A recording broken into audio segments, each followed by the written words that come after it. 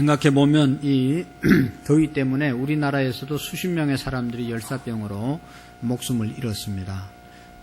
이제 여러 가지로 우리가 말할 수 있는데, 왜 이렇게 날씨가 더워지고 또 더워진 데서 끝나는 게 아니고 사람들이 더위 때문에 죽고 불이 많이 나고 이런 일들이 자꾸 일어나는가. 또 우리나라도 이제 여름이 한 달이 더 길어진다고 그러잖아요. 온도도 옛날보다 많이 높아졌습니다. 이제 조금만 더 지나면 망고가 우리나라에 많이 이제 날 거라고 말씀을 했어요. 누가.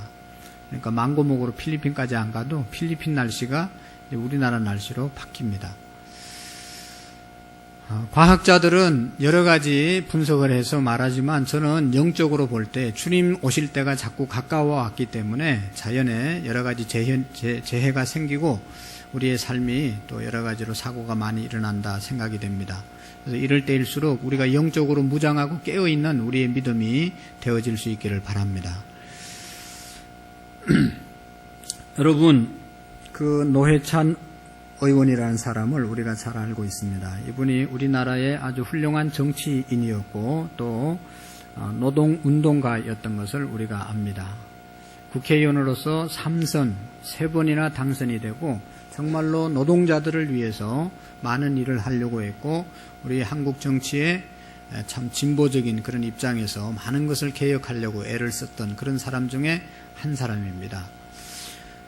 오랜 시간에 걸쳐서 방송에 출연해서 언변이 아주 뛰어난 언변이 선보였습니다. 그래서 우리가 잘 알지 못하는 그런 어떤 정치적인 상황도 모든 국민들이 쉽게 알 수 있도록 잘 알려주고 했던 사람입니다. 어쨌든 그분에 대한 평가는 역사가 다시 할 테고, 그런데 이 사람이 이렇게 훌륭했는데 2016년도 총선을 앞두고 경제적 공진화라고 하는 그런 모임에서 불법 자금, 정치 자금 4천만 원을 받았다는 그러한 것들이 드루킹 특검에서 밝혀짐으로 인해서 그의 인생의 위기를 맞이하게 되었고, 지난달 23일 날 자기 어머니가 살던 그 아파트에서 투신해서 목숨을 끊고 말았습니다. 참으로 많은 사람들이 안타까워하고 놀라워했던 것을 우리가 봅니다. 참으로 안타깝고 슬픈 일이죠. 근데 우리가 여기에서 알아야 할 것은, 일단 아까도 얘기했던 것처럼 이분에 대한 평가는 역사가 또 사람들이 다 나름대로 할 것이지만, 우리 기독교 입장에서 볼 때는 어떤 상황 속에서도 자살은 해서는 안 된다 하는 것을 우리가 기억해야 합니다. 아주 이 떳떳하면 살아서 떳떳함을 밝히고, 또 잘못한 게 있으면 사람들 앞에, 국민 앞에 내가 잘못했다고 잘못을 시인하고 용서함을 받아야지, 억울하다고 목숨을 끊는 것은 절대로 바람직한 일이 아닌 것입니다. 이 자살이라고 하는 것은 자기의 목숨을 끊는 것이기 때문에 하나님께서 볼 때는 살인죄가 되는 겁니다. 자기의 목숨도 죽이는 것, 그것도 살인이잖아요. 그러니까 어떤 상황 속에서도 우리 그리스도인들은 살인하면 안 되는 것입니다. 여러분, 오늘 본문의 말씀을 통해서 왜 이 사람이 자살을 했을까? 어떻게 보면 정말로 깨끗하고 나름대로 정말로 진실하게 정치를 하려고 했던 사람이 4천만 원이 때문에 목숨을 끊은 겁니다. 이분이 자살하면서 유서를 남겼는데 이런 유서를 남겼습니다. 돈은 받았지만 어떤 청탁의 대가도 없었고 대가를 약속한 바도 없다. 참으로 어리석은 선택이었고 참으로 부끄러운 판단이었다라고 하는 유서를 남기고 투신해서 자살하게 된 것입니다. 여러분, 이 사람이 나름대로 깨끗했고, 저는 생각해 볼 때 이 사람이 4천만 원 받았으면 다른 정치인들은 정말로 수많은 돈을 받았을 것이다. 나름대로 이분은 이게 양심을 지키려고 애를 쓰고 노력했던 사람인데 어떻게 하다가 돈을 받게 된 것이죠. 그것이 이제 또 밝혀지게 되고, 그래서 이 사람이 자살한 것과 오늘 본문의 내용을 제가 이렇게 대비하면서, 이 사람이 자살한 이유가 여러 가지가 있겠지만 저는 우리 사회가 너무 긍휼이 없는 겁니다. 이제 이 사실이 밝혀지면 얼마나 많은 사람들이 실망하면서 저주하면서 돌을 던지겠어요. 깨끗한 척 하더만은 돈 받고 그냥 온갖 것으로 이 사람을 또 공격하게 될 것입니다. 너무 긍휼이 없는 거죠. 우리가 어떤 기사가 나면 사실 여부를 떠나서 먼저 공격을 퍼붓고 먼저 돌을 던지고 난 다음에 사람을 죽여놓고 그 다음에 또 이 사태를 수습하는 그런 사회가 되어버렸어요. 누가 무슨 잘못을 했다 그러면 왜 했는지 얼마나 힘들었겠는가 이런 거 전혀 생각하지 않고 무조건 그런 일을 했냐고 그러면서 그냥 공격 일변도로 나가는 것이 오늘 우리의 사회의 잘못된 점입니다. 여러분, 오늘 예수님께서는 이런 사회, 오늘 이런 우리나라를 향해서 우리를 향해서 긍휼을 베푸는 자가 복이 있고 긍휼이 베풀어야 긍휼이 여김을 받을 수 있다고 말씀하고 있습니다. 여러분, 긍휼이라는 게 뭐예요? 어려운 사람들에 대해서 어려운 마음을 함께 갖고 그 사람의 어려움을 도와주려고 하는 그런 마음이 긍휼한 마음인 것입니다. 이런 마음 가진 사람이 복이 있고 이런 사람을 하나님께서 또 긍휼을 베풀어 주신다는 것입니다. 아파하는 사람들과 함께 아파할 수 있고 힘들어하는 사람과 함께 힘들어할 수 있고 어려운 사람과 함께 어려운 그 어려움을 함께 나누는 그런 마음이 긍휼의 마음입니다. 내 생각만 하고 내 입장만 주장하고 그래서 하나도 양보하지 않고 자기 주장만 하다가 다른 사람이 상처를 입든지 말든지 상관하지 않는 삶, 이건 긍휼의 삶이 아닌 것이죠. 우리 성도님 중에 지난주에 교통사고를 당한 분이 계십니다. 이분이 이제 신호등에서 이렇게 신호를 기다리다가 신호가 바뀌어서 건너가려고 하는데 차가 와서 박아서 이 발등이 이렇게 다 뭉그러지고 또 팔이 부러지고 넘어지는 바람에 여러 곳에 타박상을 입었어요. 연세도 많은 분이에요. 얼마나 아프겠어요. 근데 이 신호, 자기 횡단 보행자 신호인데 이것을 무시하고 와서 운전자가 박았단 말이죠. 그러니까 운전자가 전적으로 다 잘못한 거예요. 특별히 신호등에서 사고가 났으니 이게 큰 잘못인 것이죠. 운전자가 내려서 이제 우리 성도님에게 와서 미안하다고 죄송하다고 내가 잘못했다고 약 50대 되는 이제 여성이라고 그럽니다.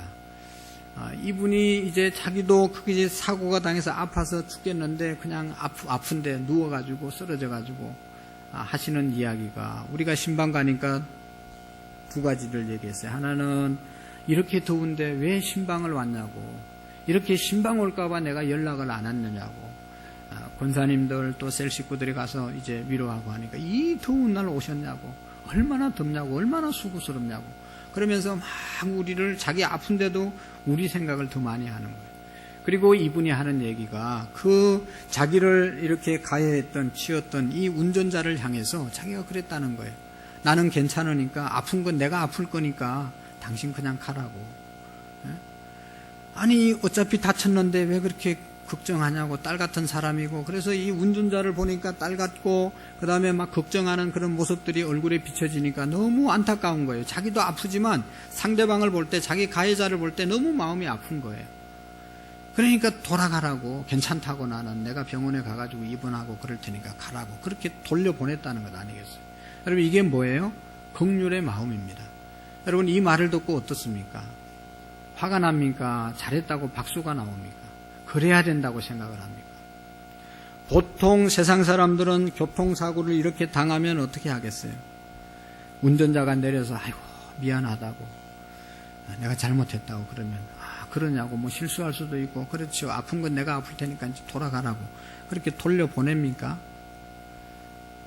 아니 운전을 어떤 식으로 하냐고 지금 이게 내신호고 지금 횡단보도인데 눈을 떴냐 뭐 가만냐 그냥 얼마나 해대 붙이겠어요. 그냥 당장 그냥 그럴 텐데 그렇지 않고 아픈 것은 내가 아플 테니까 돌아가라.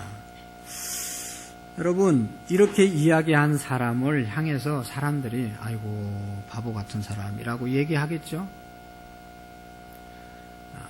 이건 우리 지금 교통사고 그냥 살짝 판바만 부딪혔는데도 어이구 막 이러면서 나오는 사람하고는 완전히 다른 거예요.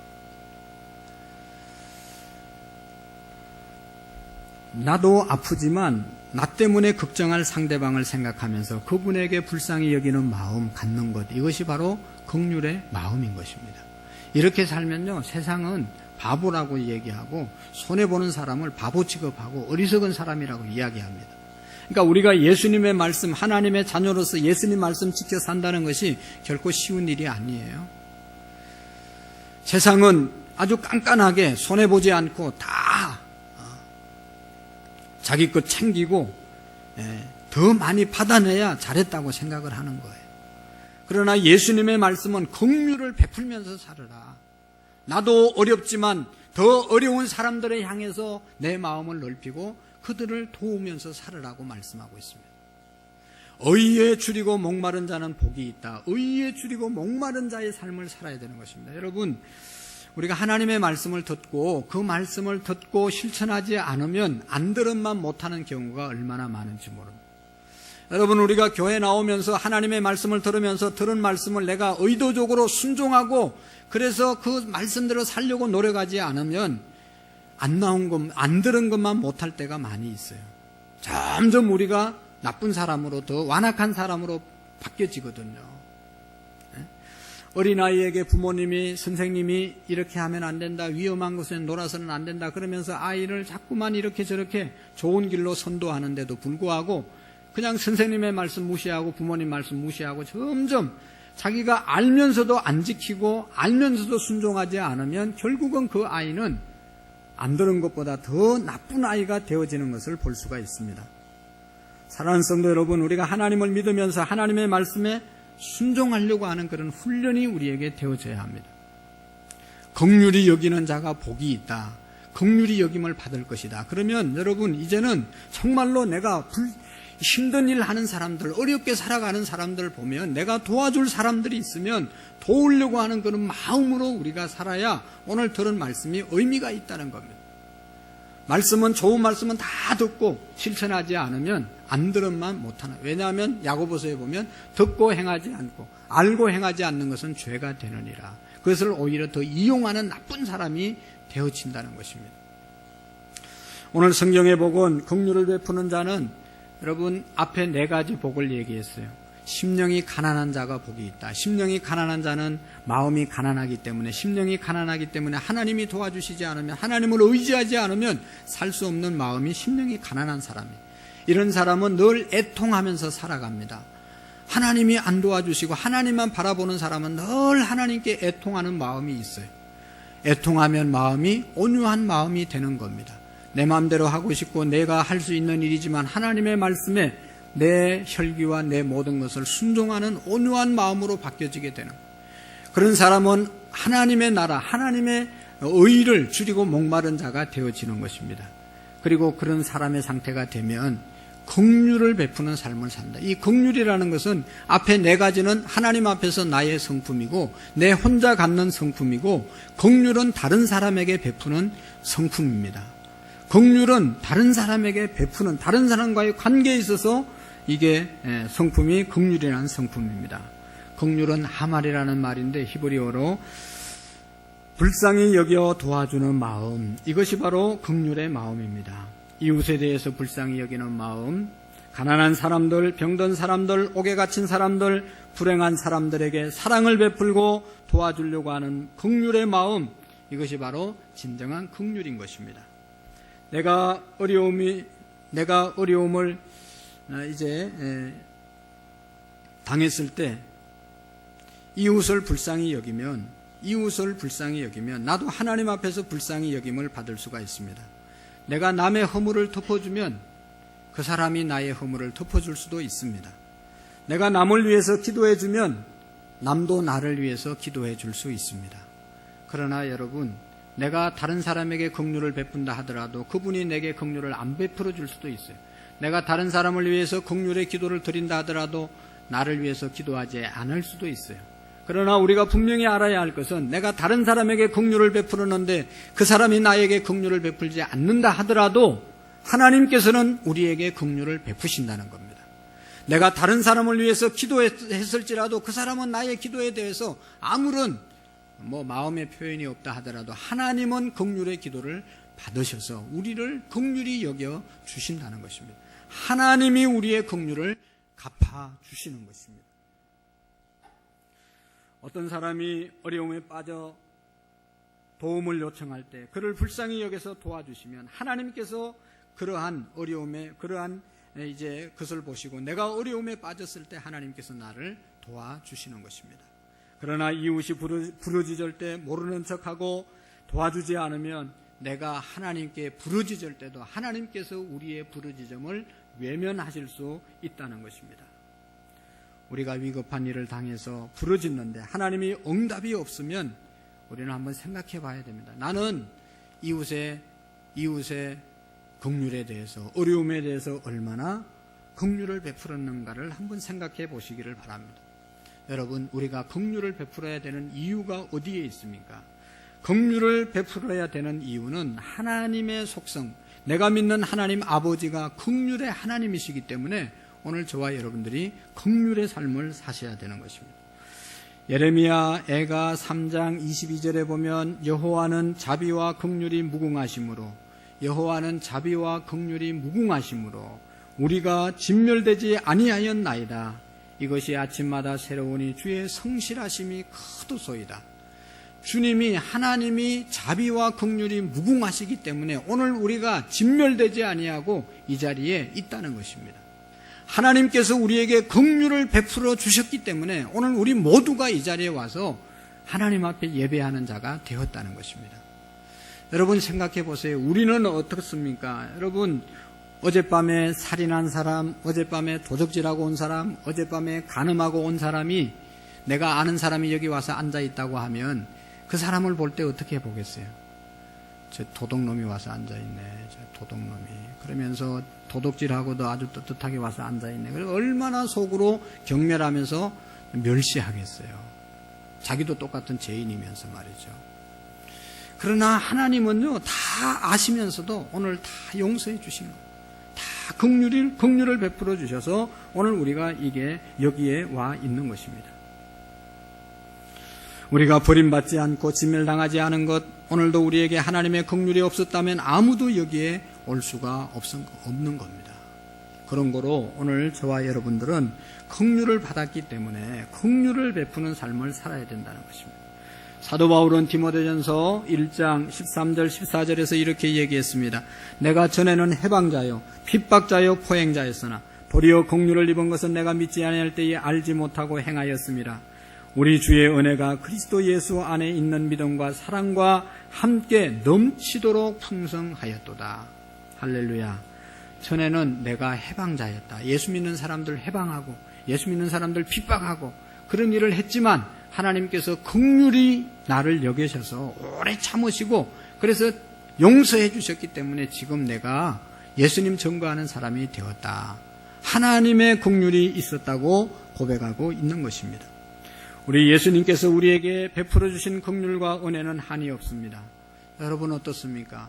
오늘 저와 여러분들이 죽을 수밖에 없는 죄를 지었지만 하나님께서 예수님을 이 땅에 보내시고 그분에게 우리의 모든 죄를 전가시키시고 그분을 죽게 하심으로 우리가 용서함을 입게 된 것입니다. 예수님의 사랑의 큰 은혜를 우리가 입은 것입니다. 우리 모두가 긍휼을 받았기 때문에 부족하지만 여기까지 온 것이 아니겠습니까? 저는 개인적으로 하나님께서 제게 베풀어 주신 긍휼이 한이 없음을 날마다 고백할 수밖에 없습니다. 하나님은 언제나 긍휼을 베풀어 주셨습니다. 저는 돌아보면 지금까지 큰 어려움이 없이 지나왔다고 생각을 합니다. 어린 시절이나 지금이나. 그런데 또 감사한 것은 어려움이 왜 없었겠어요? 그런데 어려움이 어려움으로 생각되어지지 않고 당연하게 생각되어지고 오히려 감사거리로 바뀌어지고 그래서 어디 큰 어려움이 생각나는 게 아니라 나는 별로 어려움이 없이 순탄하게 지나온 인생이다. 하나님의 은혜가 너무 감사하다. 하나님의 은혜가 너무 감사하다. 이것만 생각되어지고 기억되는 거예요. 여러분, 또 사실적으로 우리의 가정이 특별하게 자녀들이 이렇게 힘들게 하고 속썩이는 그런 자녀가 있는 것도 아니고, 건강이 안 좋아서 힘들어하는 것도 아니고, 교회에 어떤 아주 이렇게 힘들게 하는 사람도 없고, 생각해보면 얼마나 하나님의 은혜가 큰지 모르겠어요. 이 모든 것들이 내가 잘해서 된 것이 아니라, 내가 능력이 있어서 그런 것이 아니라, 내가 착하게 살아서 그런 게 아니고 하나님의 긍휼하심이 있었기 때문이라는 것입니다.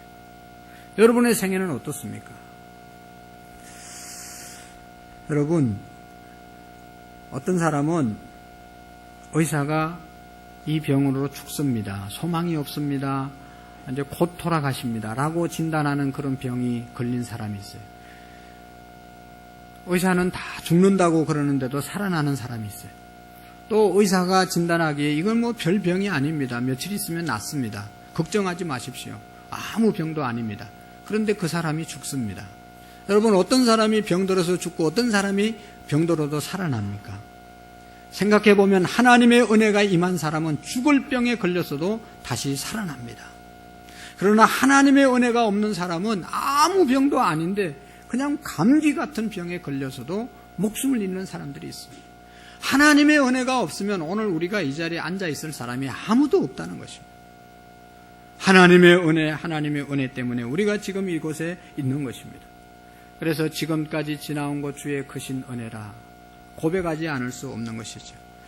주님의 긍휼하심이 있기에 내가 여기 있는 것입니다. 앞으로도 우리가 이 땅을 떠날 때까지 만 가지 하나님의 긍휼과 은혜가 있어야 우리가 존재할 수 있다는 것을 잊지 않기를 바랍니다. 때문에 우리는 긍휼을 베풀어야 하는 것입니다. 하나님께서 우리에게 긍휼을 베풀어 주셨기 때문에 하나님께 받은 긍휼을 남에게 우리가 베풀어야 되는 것이죠. 그러므로 우리의 가정에서도, 여러분들의 가정에서도 가족에게 긍휼을 베풀어 주십시오. 우리의 어떤 직장 가운데, 삶의 현장 가운데서도 받은 은혜와 긍휼들을 베풀어야 됩니다. 우리 교회 안에서 서로에게 긍휼의 마음을 갖고 긍휼의 마음을 베풀어야 되는 것입니다. 에베소서 4장 32절에 보면 서로 인자하게 하며 불쌍히 여기며 서로 용서하기를 하나님이 그리스도 안에서 너희를 용서하신 같이 하라. 할렐루야. 서로 인자하게 하며 서로 불쌍히 여기며 서로 용서하기를 예수님이, 하나님이 우리를 용서하신 것처럼 너희도 하라고 말씀하고 있습니다. 여기에서 주목해야 될 단어는 서로 용서하고 서로 긍휼히 여기고 서로 불쌍히 여기라고 말씀하고 있습니다. 당신은 예수님 오래 믿었으니까 나에게 긍휼을 베풀어야 되고, 당신은 부모님이기 때문에 내게 긍휼을 베풀어야 되고, 당신은 뭐기 때문에 내게 당연히 긍휼을 베풀어야 되고, 나는 가만히 있어도 되고, 그게 아니고 서로 긍휼을 베풀고 서로 불쌍히 여기고 서로 용서하는 삶을 살으라고 말씀하고 있습니다. 내가 하나님 앞에 큰 은혜를 받은 것처럼 나도 남에게 큰 은혜를 베풀고 용서를 베풀으라는 것입니다. 그래서 기독교인들에게는 용서하지 못할 대상이 없어야 됩니다. 긍휼히 여기는 그러한 마음이 늘 풍성해야 합니다. 여러분, 서로를 불쌍히 여기는 마음, 긍휼히 여기는 마음이 우리에게 있어야 합니다. 저 사람은 얼마나 힘들까? 저 사람은 얼마나 어려울까? 설령 원수일지라도 우리가 그런 마음을 가져야 한다는 것입니다. 저는 우리 성도님들이 또 이제 여러분, 우리가 서로 병원에 신방해보고 또 아프고 어려운 일을 당할 때 성도들이 서로를 위로하지 않습니까? 참 위로가 되는 사람들이 있어요. 말 한마디라도. 늘 저를 보고 주일날 이렇게 하루 종일 서서 설교하고 하면 얼마나 힘드냐고 늘 얘기해요. 하나도 힘 안 들거든요. 여러분들은 뭐 더 힘든 일을 하는데 제가 여기 서 있는 게 뭐가 힘들겠어요? 근데 힘들겠다고, 힘드시지 않냐고 그렇게 묻는 마음이 뭐예요? 긍휼의 마음이에요. 긍휼의 마음. 하나도 힘 안 들어요. 그렇지만 그 마음이 너무너무 귀하게 보이는 것이죠. 지방에서 큰 교회 다니다가 우리 교회에 오셔가지고 예배를 드렸던 우리 성도의 부모님이 계십니다. 몸이 안 좋아서 이제 아드님 집에 와서 치료받고 서울로 왔다 갔다 해서 제가 너무 안 됐어서 신방을 자주 가려고 애를 쓰고 서울까지도 가고 또 와서 여기 씻을 때 가서 신방을 했는데 그분이 우리 교인도 아닌데 그러는 거예요. 목사님 참 힘들겠다고 자기 가족들에게 늘 얘기한다. 뭐 힘들긴 뭐가 힘들어요. 신방하는 게 즐겁고 행복하죠. 그런데 자기 교회 목사님은 뭐 이제 교회가 크니까 부목도 많고 그러니까 주일날도 설교만 하고 신방은 다 부목이 하고 그러는데 이거 뭐 교회가 작으니까 목사 혼자 다 하니까 힘들겠다고 그렇게 이야기합니다. 근데 그게 그 마음이 그 사람의 마음이 긍휼의 마음인 것입니다. 여러분 저도 우리 성도님들을 볼 때마다 새벽기도 마치고 출근하시는 분들을 보면 마음이 애리한 거예요. 아침 일찍 일어나가지고 하루 종일 가서 이제 근무하고 또 돌아오시고 그러잖아요. 어제도 교회 날씨가 더운데도 땀을 흘리면서 교회 와서 청소하고 애쓰고 수고하신 분들이 계세요. 너무너무 마음이 참 안 됐습니다. 여러분 모든 것이 그런 거죠. 남이 하는 수고를 보면 오늘도 주방에서 땀 흘리면서 이렇게 봉사하잖아요. 볼 때 참 안쓰럽고 정말로 이 마음이 아리해한 마음이 긍휼의 마음인 거죠. 더운데 얼마나 수고가 많을까.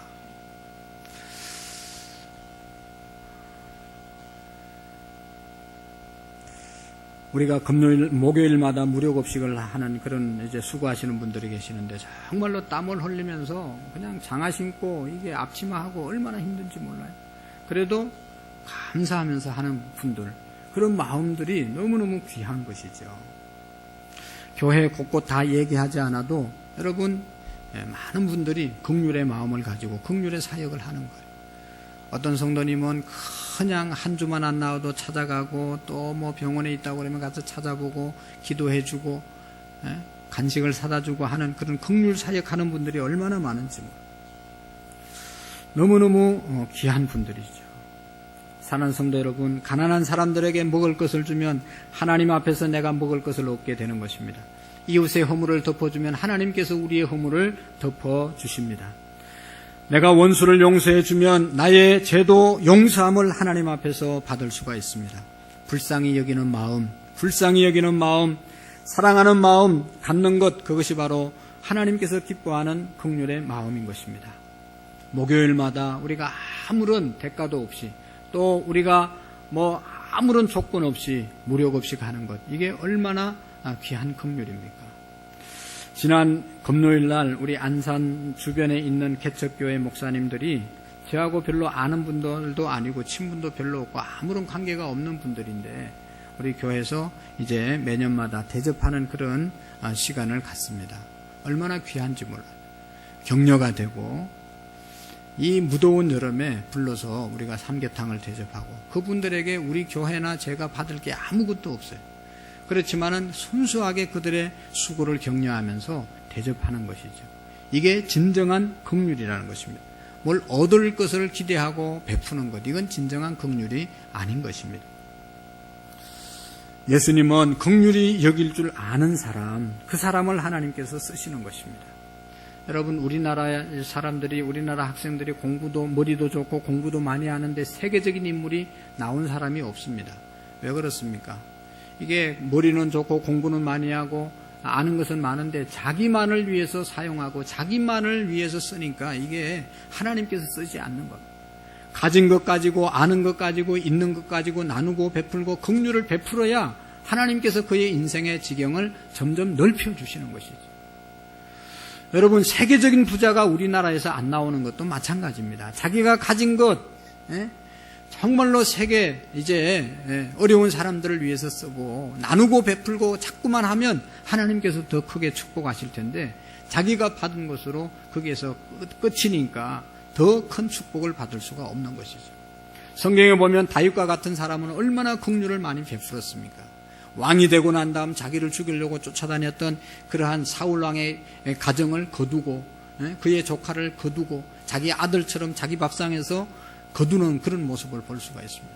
자기가 가진 권력, 그거 가지고 왕의 권력을 가지고 모든 사람을 섬기고 긍휼히 여기는 그런 마음이 다윗의 마음이었습니다. 하나님께서 그런 다윗을 사용하시고 축복하신 것이죠. 우리 예수님께서는 어디까지 긍휼을 베풀으라고 그랬습니까? 원수까지도 긍휼을 베풀어라. 요한복음 5장 44절에 보면 나는 너희에게 이르노니 너희 원수를 사랑하며 너희를 핍박하는 자를 위하여 기도하라. 여러분, 유대 랍비들은 3번까지 용서해 주면 많이 용서해 주신 것으로 훌륭한 사람이라고 그렇게 인정을 합니다. 그런데 여러분, 베드로가 그 얘기 듣고 그 사실을 알고 예수님께 와서 내가 나에게 잘못한 사람이 있으면 7번 용서해주면 되겠습니까? 그렇게 물었을 때 예수님께서 7번에 70번씩이라도 용서해 주어라. 계산하면 490번입니다. 490번 용서해 주어라. 그 말은 온전히 용서해 주라는 것이지 한 번, 두 번 세워서 490번 용서하라는 게 아니거든요. 온전히 용서하는 것, 그것이 바로 긍휼이라는 것입니다. 예수님은 우리를 끝없이 용서해 주신 것입니다. 그 용서가 십자가에서 나타나지 않았습니까? 예수님은 우리의 죄를 대신해서 십자가에 못 박아 돌아가심으로 우리에게 끝없는 사랑을 보여주셨습니다. 그러므로 우리도 더 넓은 사랑을 이웃에게 전해야 되는 것이죠. 여러분, 우리 자신만을 위하여 살려고 하면 절대로 우리가 큰 인물로 하나님 앞에 쓰임 받을 수가 없는 것입니다. 긍휼의 기도가 하나님께 응답되는 것입니다. 여러분, 우리가 우리의 가정을 위해서 기도합니다. 우리의 자녀를 위해서 기도합니다. 또 내 앞길을 위해서 기도합니다. 내 아는 사람을 위해서 기도합니다. 하나님께서는 그 기도도 다 들으시지만 더 중요한 기도가 뭐예요? 긍휼의 기도입니다. 나를 힘들게 하는 사람까지도 그분들을 위해서, 내가 잘 모르는 사람을 위해서도 기도하고 긍휼의 기도를 하나님께서 들으신다는 것입니다. 내가 기도를 많이 했는데 왜 기도 응답한 것이 없을까? 응답된 것이 없을까? 한번 생각해 보면 내가 얼마나 긍휼의 기도를 드렸는가. 나를 힘들게 하고 어렵게 하고 불편하게 하는 사람을 위해서도 용서하는 그런 기도를 얼마나 드렸는가. 여러분 보세요. 모세의 기도, 스데반의 기도, 예수님의 기도, 사도 바울의 기도, 믿음의 영웅들의 기도는 다 용서하는 기도였습니다. 긍휼의 기도였습니다. 모세 자기를 향하여 돌을 던지는 사람들을 향해서 주님, 또 우상 숭배하는 저들을 향해서 주님, 저들의 죄를 용서해 주십시오. 저들의 죄를 용서하지 않을 것 같으면 나의 이름도 천국록에서 제하여 주십시오. 우리의 민족을 구원해 달라고 기도했습니다. 스데반도 자기를 향하여 돌을 던지는 사람들, 저들이 저들의 죄를 알지 못하고 하니 저들의 죄를 용서해 달라고, 저들의 죄를 거두어 달라고 스데반 집사님이 기도했습니다. 예수님도 그런 기도를 드리지 않았습니까? 저들이 하는 일을 저들이 알지 못하니 저들을 용서해 달라고 예수님께서 십자가에서 기도하신 것입니다. 힘들고 어렵지만 오늘 우리가 드려야 될 기도, 긍휼의 기도인 것입니다. 나를 힘들게 하고 어렵게 하는 사람들까지도 우리가 기도할 수 있어야 합니다.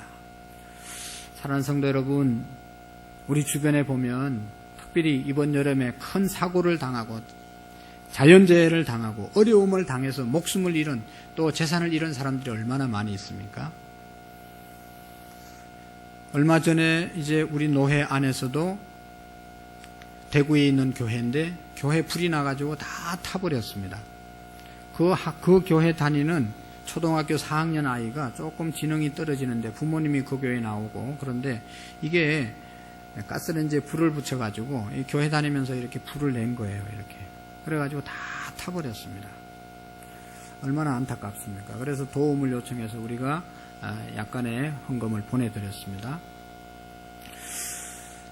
여러분, 그냥 건강했던 사람이 갑자기 몸이 아파가지고 병원에 가니까 이게 뭐 아주 큰 병이라고 얘기하고, 잘 나가던 사업이 한순간에 무너지고 직장에서 쫓겨나고, 이런 일들을 당한 사람들이 얼마나 많습니까? 근데 여러분, 그런 일 당한 사람들의 일이 남의 일이 아니고 내 일도 되어질 수 있다는 사실을 우리가 기억해야 합니다.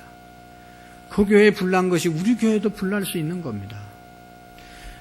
휴가 갔다가 지금 뭐 즐겁게 놀고 뭐 재미있게 놀러 갔는데 가다 교통사고 당해가지고 어려움 당한 사람들 수없이 많이 있습니다. 심지어 익사사고를 당한 사람도 많이 있잖아요.